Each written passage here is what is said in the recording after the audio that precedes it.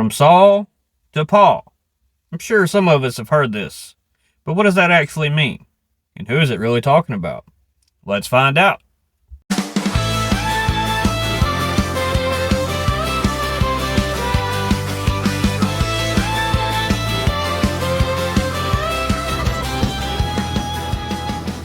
Hey there, everybody. Welcome to Tally Talks Bible. Now, I just mentioned Saul to Paul. Now, for those who don't know, Saul of Tarsus was a man who was given the authority by the high priest to go and hunt down these converts, followers of Jesus. Saul thought what he was doing was right in the eyes of God. He believed that these followers of Jesus were blaspheming against the Lord by following a false Messiah. So he's given authority to go to Damascus in order to hunt down these followers. Well, just as he's outside the city, a light, blinding light, comes down from heaven and speaks to him, saying, "Saul, why do you persecute me?" Saul then in return asks, "Who are you, Lord?" And of course, we know the answer is Jesus. Jesus tells him to go to the city of Damascus and wait, and he will know what to do. He's there for 3 days. He doesn't eat. He doesn't drink. Within these 3 days, the Lord comes to a man named Ananias. And he tells Ananias to go to Saul and cure him of his blindness. That he is going to be his instrument to go and talk to the Gentiles. Reluctantly, Ananias goes and heals Saul. And it says that from his eyes fell like scales.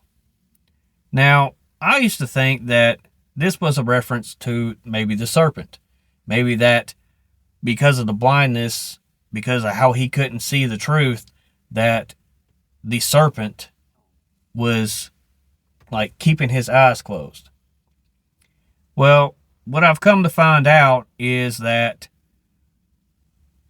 even Jesus does this a lot. Refers to the old text, which it would have been, wouldn't have been too old for them compared to us.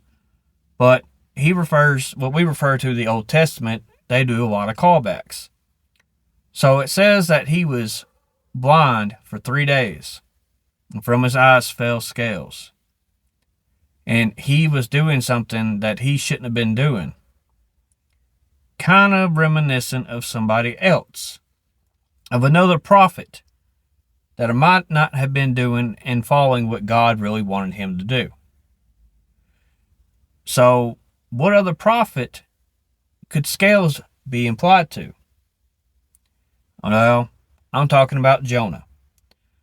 Jonah was in the belly of what a lot of people call whale. It doesn't say whale, it says big fish. He's in the belly of this big fish for 3 days. And we can go ahead and assume that since he's in that belly of that fish, there's not any light in there. So he's going to be without sight for 3 days until he finally reaches his destination and what he's been called to do. This is real similar to what's happened to Saul.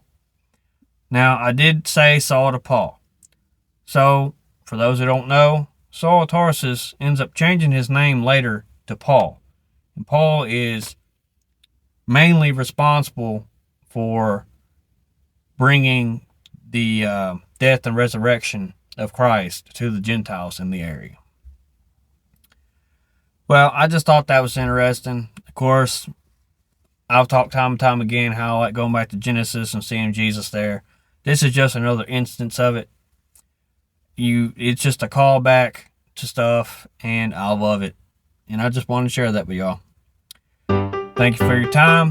Thank you for watching. And as always, God bless.